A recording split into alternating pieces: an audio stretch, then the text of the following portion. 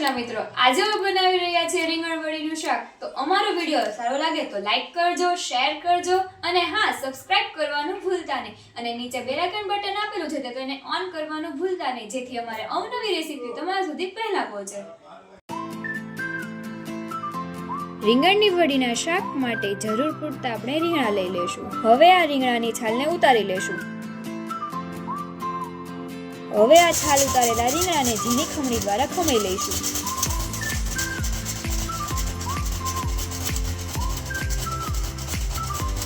હવે આ છીણેલા રીંગણાની પેસ્ટને વડી બનાવવા માટે એક બાઉલમાં લઈ લેશું।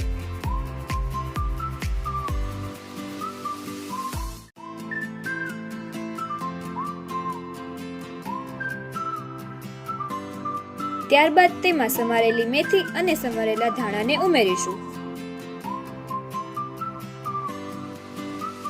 ત્યારબાદ તેમાં 1 ચમચી હળદર, ધાણા જીરું, મેગી મસાલો અથવા ગરમ મસાલો પણ લઈ શકો છો, લાલ મરચું, સ્વાદ અનુસાર મીઠું અથવા તેમાં લીંબુ ઉમેરી દેશું।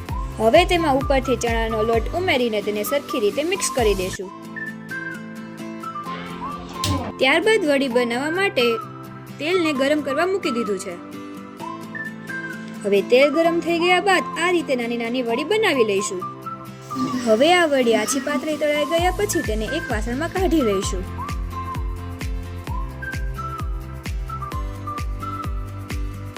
હવે શાક બનાવવા માટે સાઈડમાં આપણે સમારેલા લીલા કાંદા, આદુ લસણની પેસ્ટ, ટામેટાની પેસ્ટ, સુકેલા કાંદાની પેસ્ટ અને સમારેલા લીલા ધાણા અને વઘાર કરવા માટે આપણે આખું જીરું, તમાલપત્ર, બાદિયા, લવિંગ, હળદર, મીઠું, મરચું અને ખાંડને સ્વાદ અનુસાર લઈ લીધું છે। હવે શાક બનાવવા માટે આપણે એક કડાઈમાં તેલ ગરમ કરવા મૂકી દીધું છે। તેલ ગરમ થઈ ગયા બાદ વઘાર માટે આખું જીરું, લવિંગ, બાદિયા, તમાલપત્ર, હિંગ અને આદુ લસણની પેસ્ટ ઉમેરી દીધી છે। હવે થોડીવાર પછી સમારેલા કાંદા, સૂકા કાંદાની પેસ્ટ, હવે તેમાં 1 ચમચી ઘી ઉમેરી દેવાનું છે।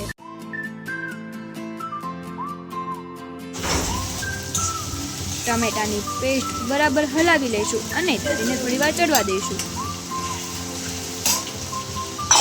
હવે તેને આછું પાતળું સતરાઈ જાય ત્યાં સુધી ચડવા દેવાનું છે।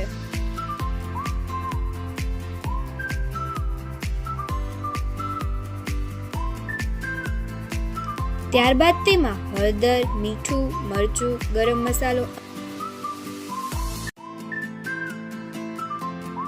તેમાં દહીં ઉમેરી દેવાનું છે। પછી તેને સરખી રીતે હલાવી લેવાનું છે। હવે તેને થોડીવાર માટે ચડવા દેવાનું છે। પછી તેમાં જરૂર પૂરતું પાણી ઉમેરી દેવાનું છે અને તેને થોડીવાર માટે ઢાંકી દેવાનું છે। હવે ઉકળી ગયા બાદ તેમાં બનાવેલી રીંગણની વડીને ઉમેરી દેવાની છે અને પછી સરખી રીતે તેને મિક્સ કરી દેવાની છે।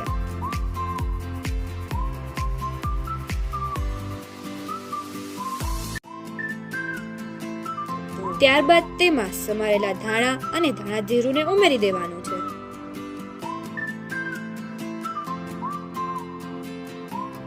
તો હવે આ શાક તૈયાર થઈ ગયું છે। તો આ શાકને તમે રોટલા, ભાખરી, પરોઠા સાથે સર્વ કરીને ખાઈ શકો છો। તો તમને આ વિડીયો કેવો લાગ્યો તે કમેન્ટમાં જરૂરથી જણાવજો। જય શ્રી કૃષ્ણ, રાધે રાધે।